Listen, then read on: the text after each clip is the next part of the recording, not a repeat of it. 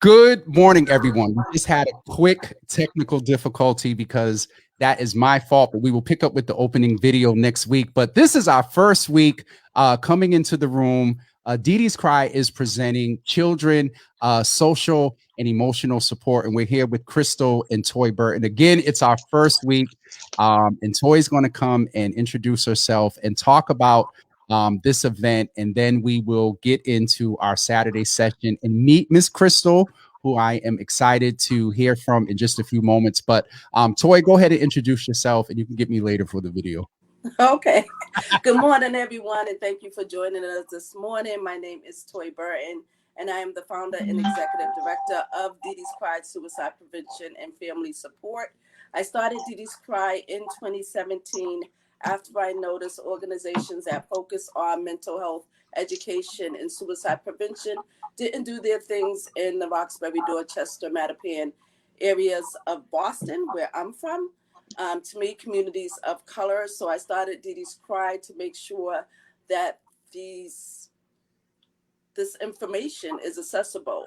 And another way of making sure that it's accessible, all Dee Dee's Cry events are free. So even pre-COVID, when we were in person, they were free. So if you want to support Dee Dee's Cry, please go to our website, deedescry.com, and make a donation to help us keep bringing you programming that supports our community. And like I said, thank you for joining us. It was really important for me to start this program as a preschool teacher. And when I thought, who do I want as the host? Of course, Crystal McClure came to mind. She and I worked in a classroom together a few years ago, and she is just awesome. And if you was at Dee Dee's Cry first event, she was doing story time with Miss Crystal. So with further ado, let's welcome Crystal to the Dee Dee's Cry family, and take it away, Crystal. Good morning, everybody. How are you? My name is Crystal McClure. I have been a teacher, intervention support advocate for families and children of mental health for over 15 years. I'm a mother, a newlywed, and I support Toy's mission to bring awareness to mental health and suicide. I think her cause is great, trying to bring awareness to the deficit in our community and how that seems to be happening, and it's going untalked about. So bringing awareness is definitely important. I support it. And I'm going to bring to you the perspective from children, not necessarily suicide, because that's a little scary when it comes to children. However, supporting their mental health, supporting their social emotional stability is very important. And if we do it at a young age, then hoping we can have a good chance at raising solid, strong adults that won't have these mental health issues. So hopefully we can make that connection, and I hope you enjoy my presentation. Feel free to be interactive, ask questions, and let's get started. So quick question for you, Crystal, before we get started. Why is it important that we even think about children's emotional and their sort of self-care, for lack of better words?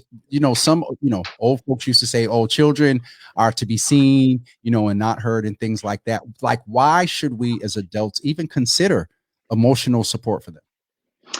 Because we're the ones building our children. Our children learn from us, especially as parents or guardians, foster parents, uncles, whoever's raising the children, they're learning from us. So we have to instill it in them. They're not born with it, so we have to show them we need to show and nourish those coping skills and teach them how to be self-sufficient and strong-willed and build that self-esteem up, so that it can be a natural thing to them. If we don't invest in it, then we don't know what we're going to get out of it, and we don't want to gamble with our baby's social emotional abilities. So we want to definitely put in so that we can get positive coming out.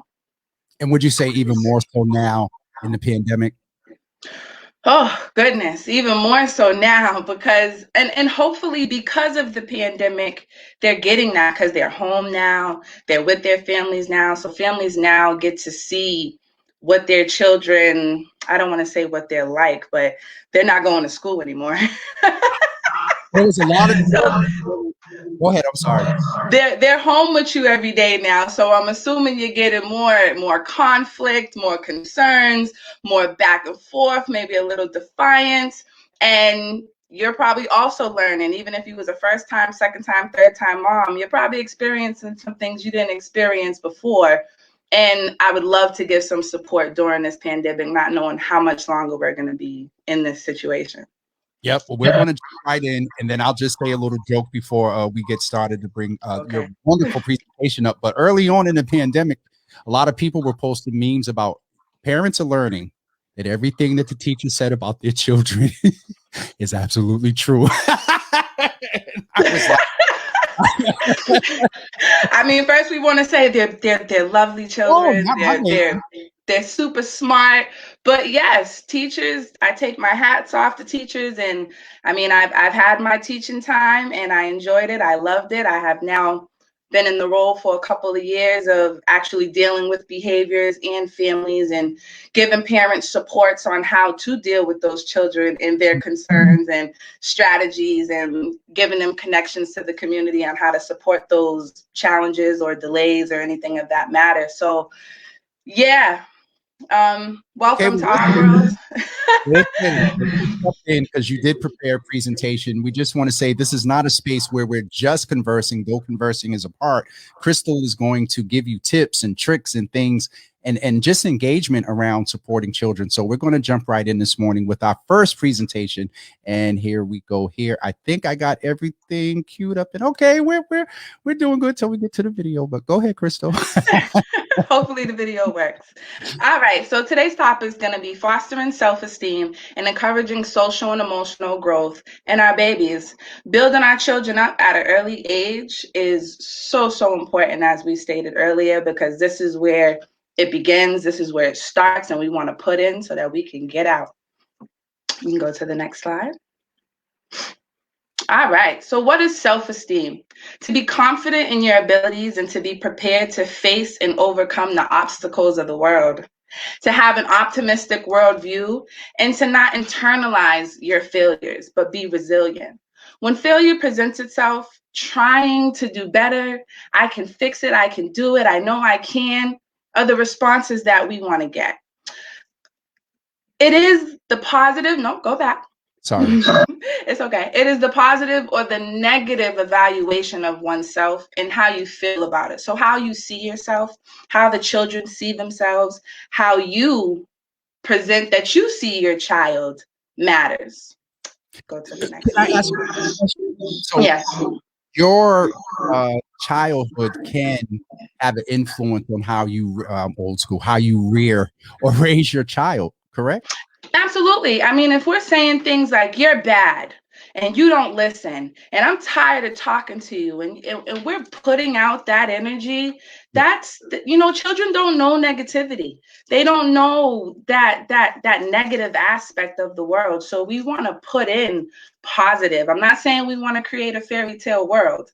You know, we want to let them know that there will be challenges, but we want to encourage them to do things. We want to build up their self-esteem. So we do want to be mindful of what we're saying to them when we get frustrated. Okay. All right. What is low self-esteem? This one kind of gets to my heart because I've encountered a few children with low self-esteem, and it was kind of due to their environment. And it's like at school, you're trying to pick it up and build it up, but you know, it takes a community. So low self-esteem is when someone lacks confidence about who they are and what they can do. They often feel incompetent, uninvolved, or inadequate. There are people who struggle with low self-esteem, are consistently afraid about making mistakes or letting other people down.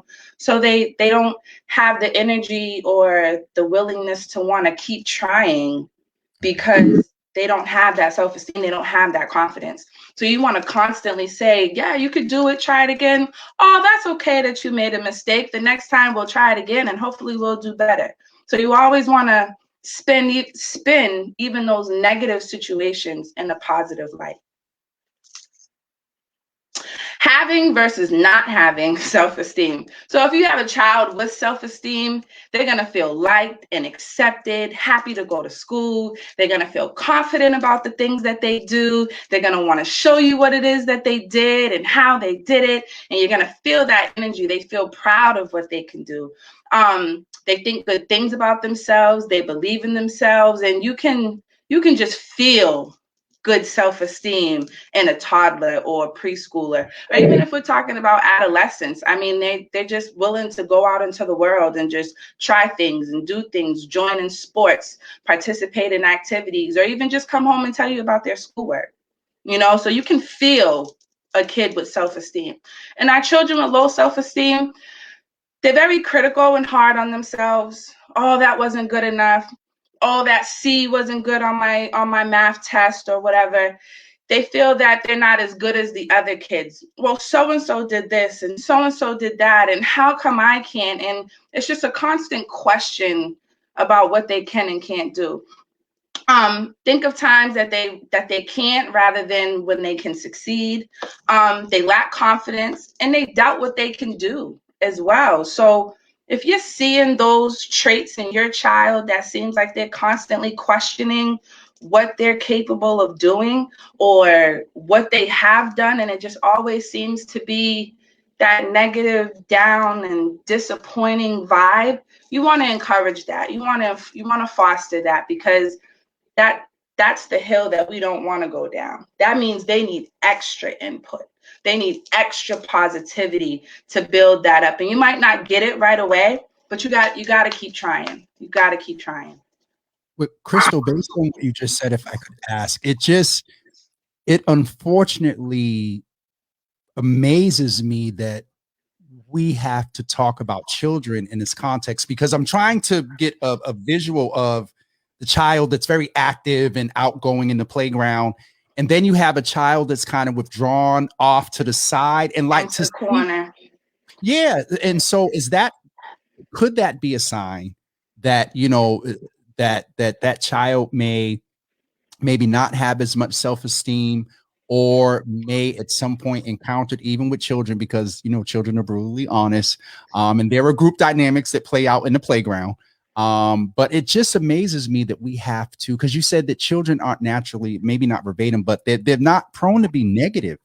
And so when we notice this, I guess you'll go into some ways that parents can kind of begin to assist, or at least tips and tricks that we were talking about. But I had to chime in and say, it amazes me to think about how we take what you're teaching and translate that into actual observation. Like, to see that in real time would be interesting. I would like to add to that, speaking from the teacher's hat that I've had. We're always encouraged as teachers to not just pay attention to the ones who are rambunctious and loud and busy and going, and those are the ones that we're like trying to work with the most because they seem to present some of the most challenges because they're so busy, but to also pay attention to those silent children, those children that could often be overlooked. Now, you got to take into account that children have different temperaments, whether they're shy, they're vocal, they're active, or they're just the type of children that like to just observe before they interact. So as teachers, we're always encouraged, and I encourage them as well, to encourage those little children, even if it's just a little bit day by day, or if you have to bring the child into the group and, sit with them and play with them a little bit, and then bring another kid into the group so that they can start to do that engagement. Some children just don't have those social skills. Doesn't necessarily mean they don't have high self-esteem, but they just may not have the social skills. So we want to foster that. And for parents, ask those questions when you're bringing your kid to school. Ask your teacher those questions. If you see that your kid's going to school and they're hesitant to join in or jump in, or they're not excited to go to school, ask the teacher, how are they during playtime? Who's their friends? Who do they talk to? Who are they most connected to? Are they connected to anybody? And if you get the feedback that sounds like something that needs to be worked on, I can't advocate enough, because I'm that parent. Yep. Going to show up and participate and be there during the day to assess how my kid is doing. And teachers welcome that. Now, I know it's the pandemic, so maybe I need you to add me in on a virtual call or a virtual Zoom session so I can observe my baby. Where there's a will, there's a way. There's always a way to go around it. And if your kid is in school, hopefully they're safe, but don't let that be a barrier to being able to see your children in the classroom. Even if the teacher takes a video, you know, but definitely be engaged. And last but not least, that little point in the middle, which is like a very important slogan. The way we talk to our children becomes their inner voice. So what you say to them chirps in their little ear silently. You want to watch what you say. You can go to the next one. How do we support self-esteem? So I have a 14-year-old and she's about to be in high school now. Oh my God. Oh my goodness. So her school used to have this slogan, this mantra every morning. And it was like, I love myself. I believe in myself. I know I can. I always do it. And it was like something they did every single morning. And I give a shout out to Miss Thompson at the William Monroe Charter School, because she, you know, promoted that. I'm sure the teachers did as well, but that stuck to me. Like when I seen her first year and I seen that mantra, it warmed my heart to hear all those children on the schoolyard singing that mantra every single morning. And the teachers were singing it, and it was such a community. It gives me goosebumps, but it was awesome. Go ahead. You was gonna ask a question. No. I'm like, it just to hear that, and I'm aware of that when we talk about the chirping ears, because words do matter. And even the thing is, I'm not a clinician, not a child specialist or anything, but I've been around clinicians and stuff to know that at those formative years, Crystal, they are hugely important. And it's like you said earlier, you just can't say things and don't think that the child doesn't retain. It's in their spirit. And then if they hear it in the world, it almost validates it. Yeah. And see that. All right. I'm sorry. You're the presenter here. I got you. No, I love the engagement. I feel your spirit. And so I encourage that. And again, that self-awareness and that input comes at different stages. It doesn't just start at the younger age. You also got to think about it when they hit 8 and they start going into 3rd and 4th grade. Then when they get to middle school, high school, like I feel like I got a whole nother level, just like as if she was 3 going into high school now. She cares about the image. She cares about how they're going to see, how they're going to view. Like her self-esteem is there, but you can tell that she's still in the process of building it, you know? So you want to, if you could do that every morning with your children, let them know how good they are, how positive they are. Let them say it about themselves and make that a ritual. Promote conversations with your children. I think that's key. It's the biggest thing you can do is start a dialogue with your child. How was your day? What's the matter? Did something happen? What's wrong? Tell me how you're feeling. Tell me what happened today. They don't want to tell you.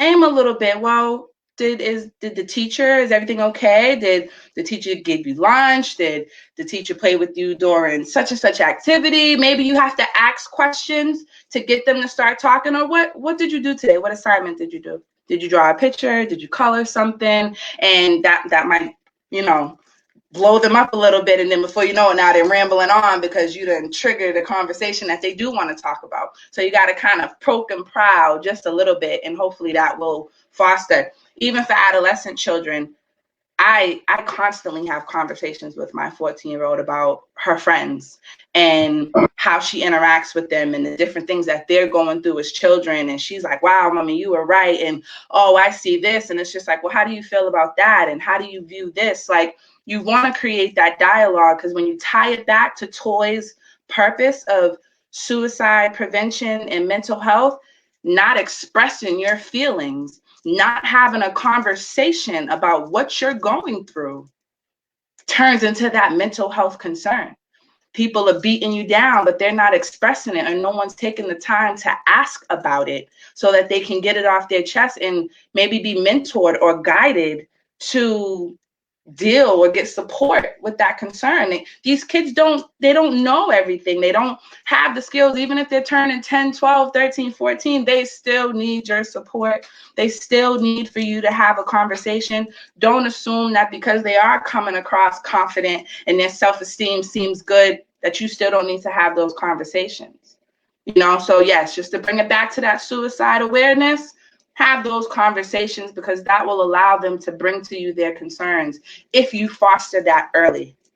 Absolutely. And it's funny because you brought it there, and I'll just reiterate that doing this now for women, and not to get in relationship things, but doing this now with your son is going to help somebody later. Doing this now with your daughter is going to help somebody later, because you tapped into the fact that they begin to not bottle up and not hold things in. But if you create an environment early that they know how to converse about what bothers them, it kind of makes it easier when things come up, and they don't hold things in that lead to things like suicide, that lead to things like anxiety, that lead to things like, conduct or perceived conduct disorder, because they're just quiet, but no, they just need to talk. So Absolutely. Yeah, and discuss your emotions as well. Let them know on a child's level and age-appropriate conversations. Discuss your emotions as well. Let me just add that. Not your issues either. Okay, not your love life. So have those conversations as well about how you're feeling. Let them know that they're not alone. You can go to the next slide. Create a reward system. I don't think this is too small for the young ones or the older ones. Commend them on what they're doing, whether that's taking your kid to the mall or giving your child a sticker. You see, I'm trying to do the different ages on the spectrum. You got an 8-year-old and, oh my goodness, you did such a good job. You want to help mommy cook later. You want to help daddy cook later. Just always let them know. It's good to acknowledge, and it's also good to give an incentive.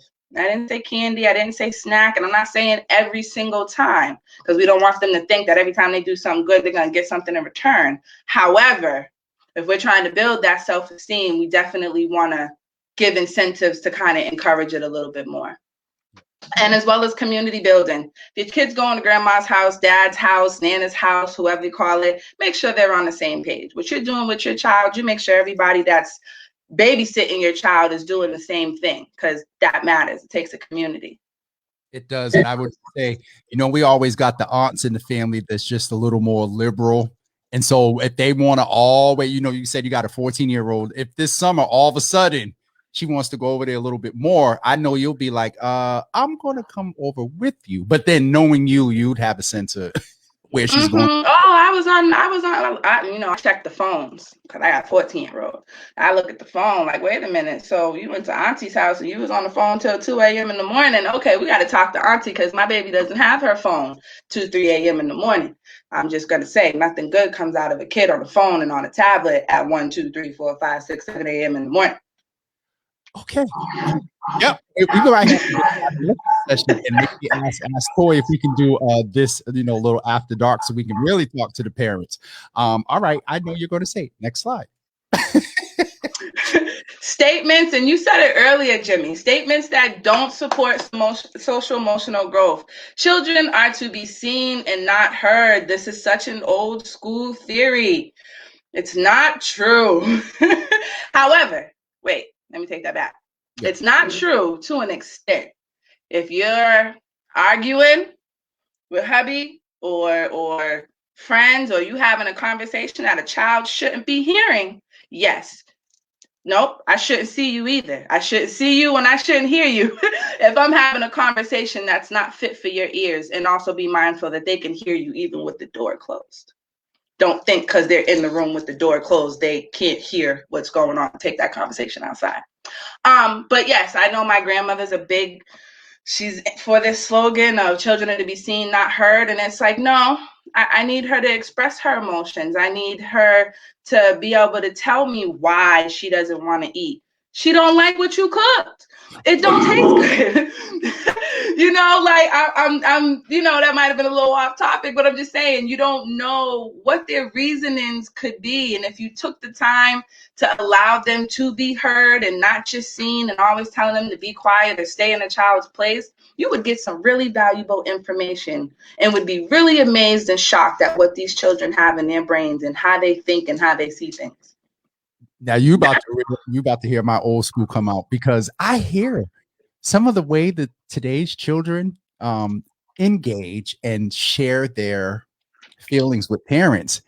And Crystal, I probably got you by a couple of years, but when I was growing up, you ate what was at the table. And you didn't have a choice to tell your parents you don't like broccoli. And so I'm like, I'm listening to you, and I immediately go back to the old school. Like, somebody, I don't know, maybe the younger parents, I'm struggling because I'm like, I just can't remember when a time I'm not eating that. No, and then you sat at the table until you fell asleep. Face in the plate. Them darn nasty baked beans and so yeah, I love baked beans.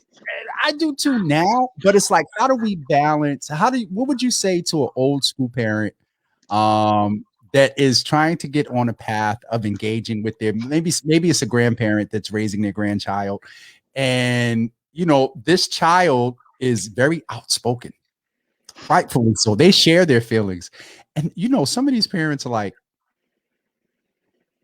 how do they handle the shock of what is going to come out of some of these children's mouths? Now, granted, there's going to be a balance. Okay. One, especially from the early age, forceful eating, you don't want to make eating a bad experience. So at least at the early age, allow them to make those decisions. Let's not start that. And again, everyone's different. Cultures are different. So, let's respect that. But on a general level, can't get down to every scenario, but yeah. You want to encourage them to eat those things. I remember I had a student. Oh, I love that little boy. And he was the pickiest little eater there could be. And it was a texture concern. It wasn't that he didn't like the food. It was the texture in his mouth that he didn't like. So if it was, applesauce or mashed potatoes or something that wasn't a solid, it would get stuck in his throat. Two, he didn't like the texture. But as a parent, are you going to know that?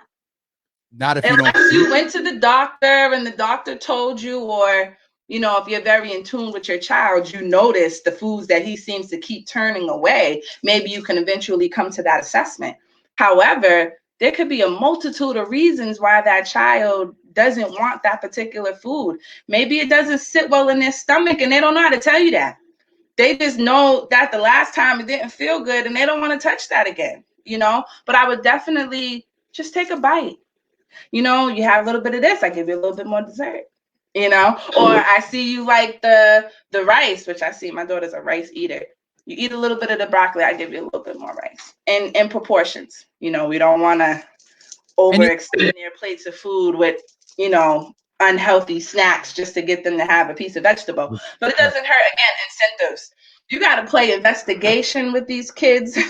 You got to trial and error so many different things. So I can't even really tell you one thing that's going to necessarily work for your child, but definitely try a little bit of this and I give you a little bit of that. Oh, watch mommy try it. Oh, it's so good. Oh, look at daddy try it. Oh, it's so good. Can you just take a little bit for mommy and, I let you go play with your Legos a little bit longer, or you just give me a bite and then you could be all done.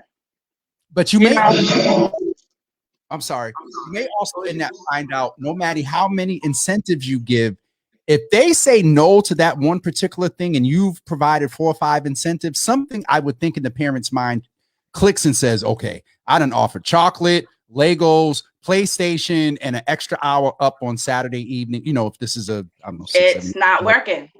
Then that might draw, okay, for you to go and say, well, why? And it may cause them to say, but mommy, last time I ate it, I don't like it. And, things like that. But I'm I know Toy's going to get us because we got to move on. But we ain't even really halfway through, man. Oh my goodness. Okay, go ahead. Children don't, one little thing. There was this one child that the parent was trying to get them to eat broccoli. And again, this comes back to the conversation. The child was watching a cartoon and the character was a broccoli. he felt like he was eating the broccoli man on the cartoon. I'm just going to leave that right there, because you just never know where their minds are going and what's in the back of their head. Moving on.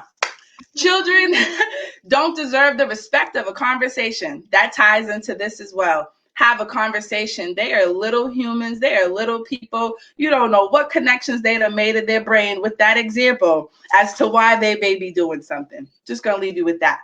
But mommy, why? Because I said so. That, if you feel as though that's a suitable answer, to each its own.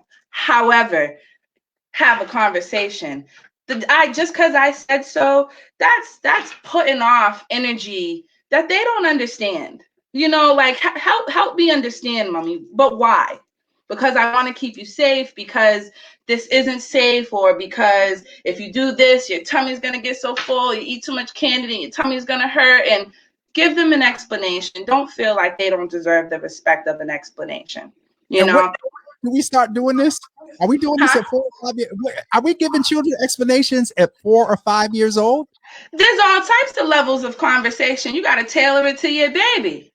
You can have a conversation with a 3 and 4 year old. It may not be a back and forth, long, extended conversation, but you can have a conversation with your child. Let the, but why do you feel sad? Because, Johnny took my toy, and it's like, you have a whole nother toy right there, but that toy has the red handle. Okay, so it's not about, I just want to be selfish. This toy has something specific that I like, that I want, and you didn't know that. You just, because I said so, share your toy. Listen, this is a lot of, because there's a learning curve that a lot of parents are going to experience listening to Miss Crystal. So go ahead. I'm sorry. Just try it. That's all I'm saying. It doesn't hurt to try, and try to improve every day. That's not how you do it. Let me show you. That's automatically demeaning them. Oh, you did an amazing job. And that's the next slide. And because I know we're short for time, I'm going to do the what not say, what to do say. That's not how you do it. Let me show you. More or less, I see that you did it that way. Good job. Can I show you another way that you could think about? Or that 13-year-old who went and cleaned the kitchen and didn't get all the spots on the table. Hey, you did a good job cleaning the kitchen. But you want to make sure that we do the whole kitchen, and there's a spot right here. So let mommy get it and let me do it. And next time we're going to make sure we get everything and make it more of a collaborative team, Practice makes perfect. The world isn't perfect. Children aren't perfect. People aren't perfect. That's that la la land world that me personally, I do not encourage to make my child believe that the world is perfect and unicorns and lilies and balloons.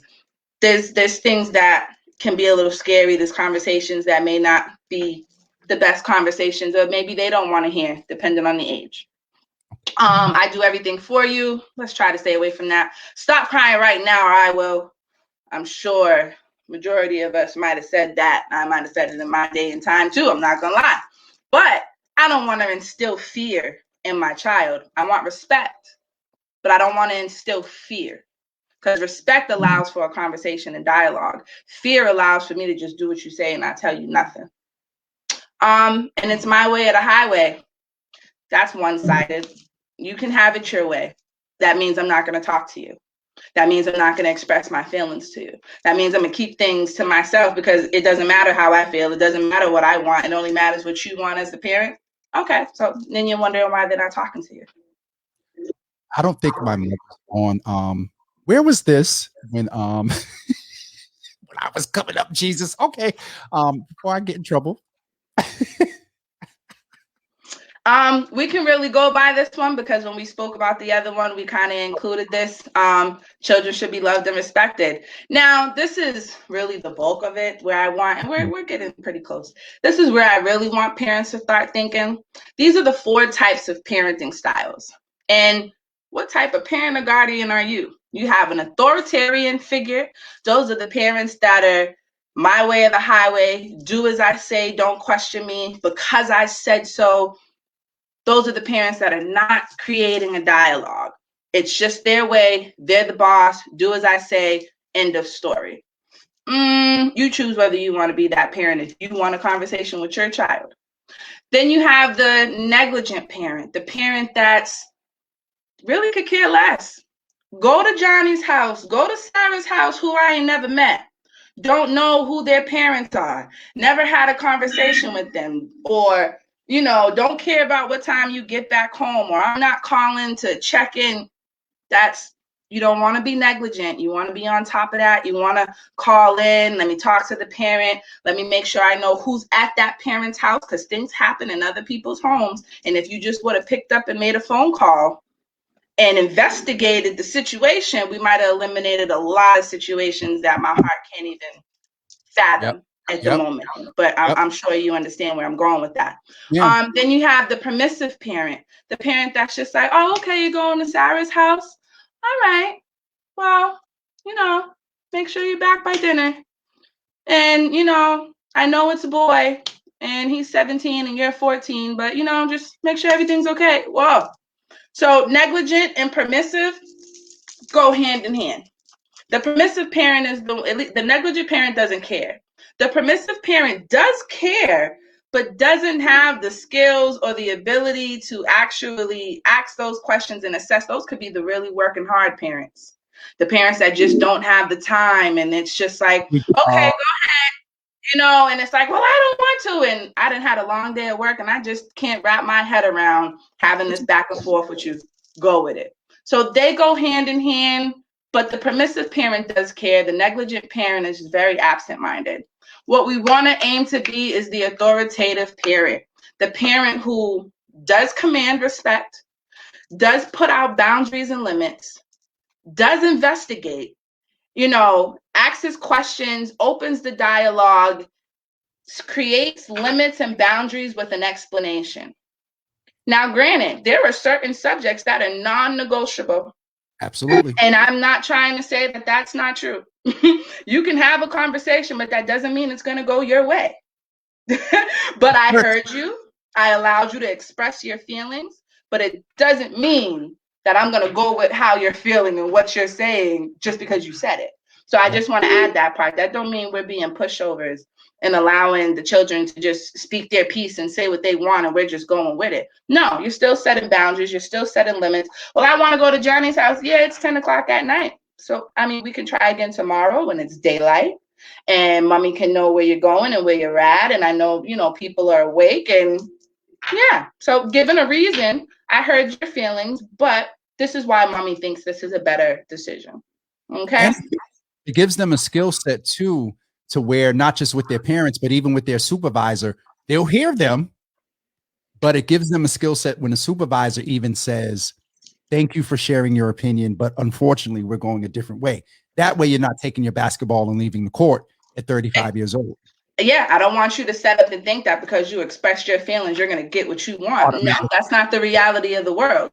But no one should ever belittle you to where you can't speak your mind and speak your piece and state your stance in a timely manner and appropriate way. There's a place for everything. You know, however, don't assume that every single time. And you can say that to your kid. I hear that makes you sad, honey, but I'm sorry, but we got to finish our homework today.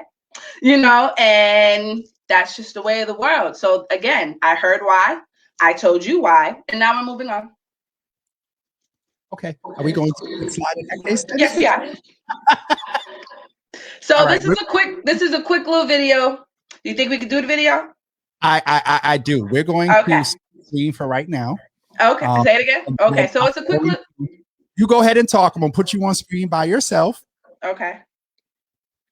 Go ahead, and then I'm gonna you could talk for a second. I'll tell you when we're ready. So this video is, you know, I was trying to find something so you could have a visual of what I'm describing to you as far as the negligent, the authoritative parent, all four parenting styles. This is more of a teenager, but you can tailor it. Anything you do at the younger level, you're going to end up doing at the later level, and you just got to tailor it. Make it age appropriate, create that dialogue. So this is a quick little 2-minute video that kind of shows you a conversation between a parent and her child in different scenarios of this girl trying to go to Johnny's house.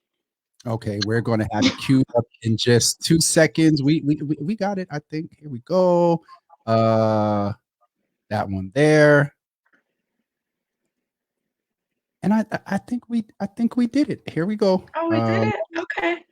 I think we did. Hold on. So as you look at this video, just which parent are you? And let's work to be better. Depending on which one you pick. Hey, Mom. Caitlin and I want to go to Josh's house. Mom, can I go to Josh's house? Whatever. The uninvolved parent, no type of back and forth, no conversation. She could care less. Hey, Mom. Caitlin and I want to go to Josh's house. Who's Josh? Never heard you talk about him before. He's just a guy from school. He's a senior. Well, who's all going to be there? I don't know. A bunch of my friends, I guess. Well, have fun. Let me know if you need a ride. That's the permissive parent. See, she cared, but she did not ask the proper questions. Not enough. It's an authoritarian parent. Hey, Mom. Caitlin and I want to go to Josh's house. Who's Josh? Never heard you talk about him before. He's just a guy from school. He's a senior. Absolutely not. But Mom, everyone else is going. All my friends will be there. There is no way I'm going to let you hang out with an older guy I've never met before. He's just a guy from school, Mom. He's fine. My answer is no. But Mom. End of discussion. Good grief. She means well. That decision was right, but she didn't create a conversation. Authoritative, the one I would love for everybody to encourage. Hey, Mom. Caitlin and I want to go to Josh's house. Who's Josh?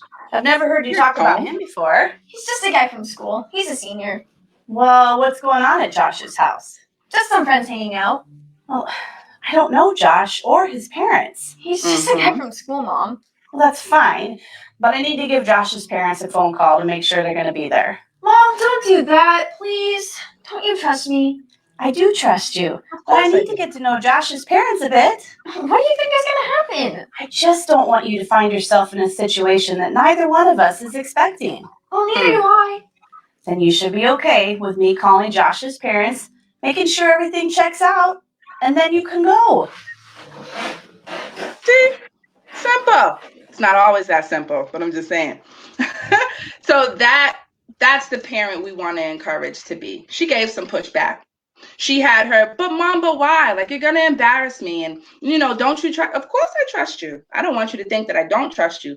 But just because you want to do this and just because I trust you doesn't mean I'm not supposed to do my job as a parent and investigate and double check and make sure that even when your children are out of sight and should never be out of mind, are safe. And the environment that they're in is safe. So you do your due diligence.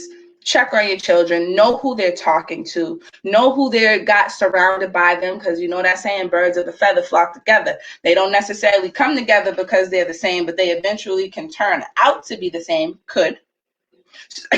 So be mindful of that. Next slide.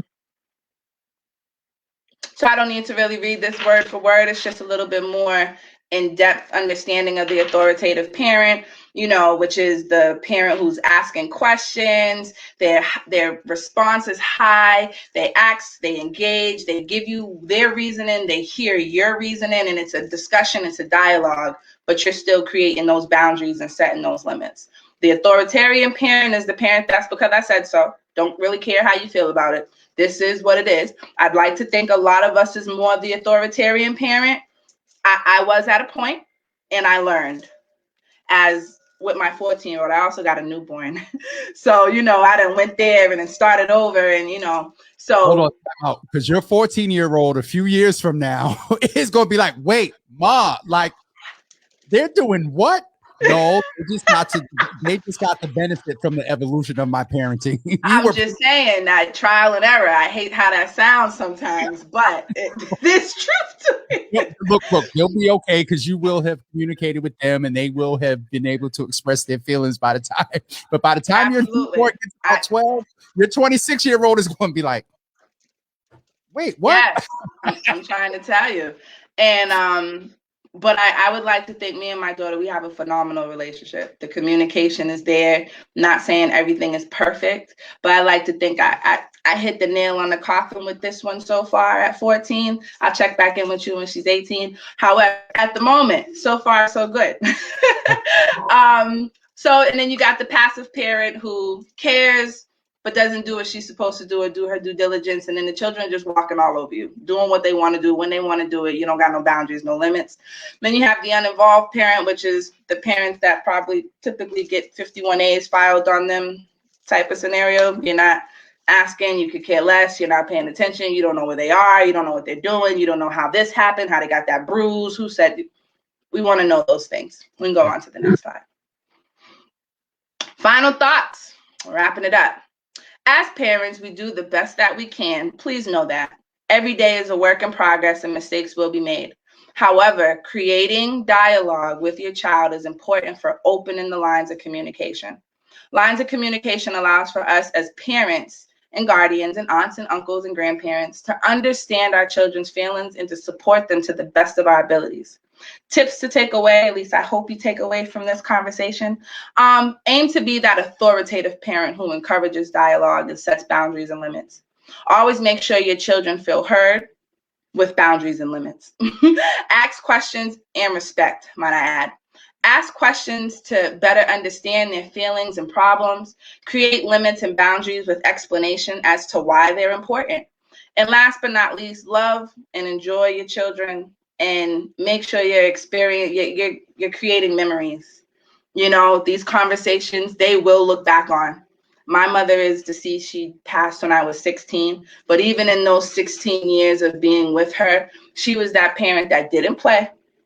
She set the limits. She set the boundaries. But we had amazing conversations. And I'm grateful and I'm blessed for those few years of adolescence that I did have with her, that she did encourage, and we were able to have those conversations about who I was liking, how I was feeling. And this is a conversation for another day. But, you know, teenagers have feelings. Puberty matters. Don't be in denial.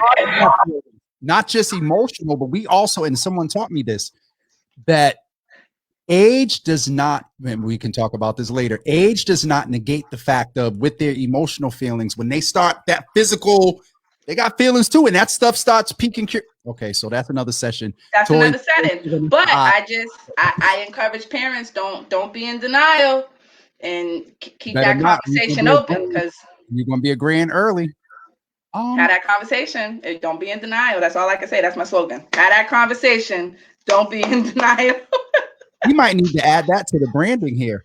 So I want to encourage you all. I'm going to take Crystal and I off a camera for just 1 second and encourage you to go ahead and do a screenshot. Take a screenshot of this while you're watching this live, because you're walking away. The video is going to be available, but you have a quick pick to look at when either that teenager or that 5-year-old is getting on your nerves. So I'm definitely going to go ahead and bring our executive director back in the room. We went a little bit longer today. It's the first session. There's some things that Crystal was saying that were very new and different for me, and how I was reared and how I interacted. And same here. And so, yeah, my nieces and nephews, if they're watching or ever see this, gonna be like, "Yo, uncle, you was mad different from what Crystal said." I'm gonna take down, but Crystal, I want to personally say, and we don't do as much in the comments when we have presenters to make sure that the presenter doesn't get distracted. But I just wanted to go and just reiterate some of the things that were put in the comments around people really enjoying what you had to share in the presentation this morning. So, you know, affirming that we need to have these conversations in spaces. There are a lot of parents here. There's some grandparents here as well. So we just want to affirm, Crystal, and thank you for presenting. This is our inaugural session, and it was definitely dope, and we kept good folks in the room. We went a little bit over, but we're going to try to stick for the next 12 weeks to a half an hour to give you some tips and tricks to help you with social and emotional learning. I'll take down, and Crystal, if you want to close anything before we turn it back over to Toy to close us out. What you say, it's not what you say, it's how you say it. Children are people too. They deserve respect. They deserve a conversation. And I just encourage everybody to try to be better and do better as the days go by.